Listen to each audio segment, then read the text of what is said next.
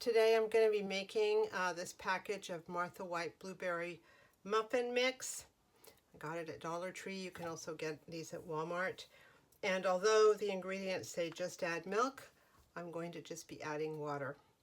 I've done this before with Jiffy Corn Muffin Mix, and I've done it before with the Martha White Banana Nut Mix, so we're going to do it with this. Just water and mix. I've preheated the oven to 400 degrees, and we're also going to be doing it in this little mini silicone mini loaf pan. This video is part of a collaboration named Flour It Up, and it's hosted by Ashley and Amy Martin of Martin Midlife Misadventures. Once a week on Fridays, they do this collaboration celebrating all things flour. Oven is preheating to 400 degrees, and along with this package, this dry mix package, I'm going to be putting a half a cup of water. It calls for half a cup of milk, but like I said, we are not going to be doing that. With muffins, they don't need to be over mixed. It's enough to get everything moistened. I don't know what the deal is, why that is, but if you over mix, they become kind of rubbery. So I'm just going to mix this enough so everything is moistened. That looks about right. It says it makes 3 regular sized muffins. I think it makes 6 in this little tiny loaf pan. All right. Because this loaf pan is so floppy, I put it on a cookie sheet before I put it in the oven. I'd like to point out that although in the past I have sprayed these with like a PAM or a non-stick type spray, one of my wonderful viewers pointed out that that's absolutely not necessary. So I did check it out, and then the person was right. You simply have to bake this enough that it releases. So I'm not going to put any spray in this. I'm just going to put the mix in. And they said about 2/3 full. So I will come back when that has been accomplished. Well, I miscalculated and I actually got 8 out of this instead of 6. So I'm going to put this in the oven, like I said, because it's a silicone one, on top of a cookie sheet, and we'll see what happens. Here they are, right out of the oven. The directions say 14 to 16 minutes, but I've noticed things are different with these silicone pans. At any rate, whatever you bake, you should always check, no matter what the package says.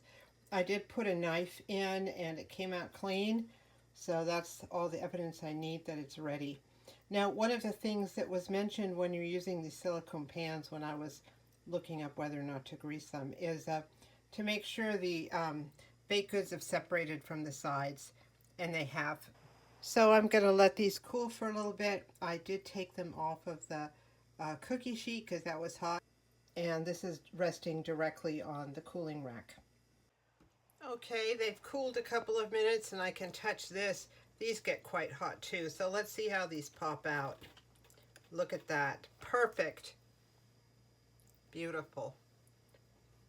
I'm going to pop the rest of them out and have them continue cooling. Whoops. I shouldn't have said anything. This one was stuck. Okay, that'll be my... No, it's okay. A little funky, but that happens. It'll be my test one. I think what happened is there was maybe a piece of blueberry right there. Gotta go slow. So this is with no PAM and no non-stick spray. Just letting the silicone do its job.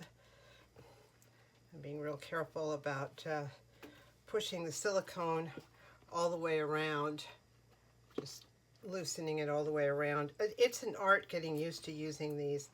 I have a couple of these pans now, and I like them. I like the idea of them. They're just so much easier to deal with insofar as storing and all that, but it's a learning curve.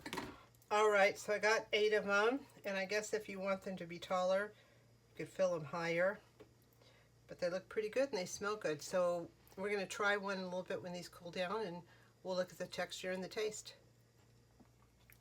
Well, here's the verdict. I just cut one of these little loaves in half, ate half of it.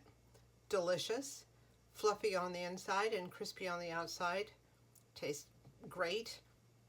and I think this has been a complete success. So if you find yourself wanting to make Martha White Blueberry Muffins from either dollar store or Walmart and you don't have anything except water, you will be just fine. These were wonderful. Thank you so much for watching, and I hope it helps.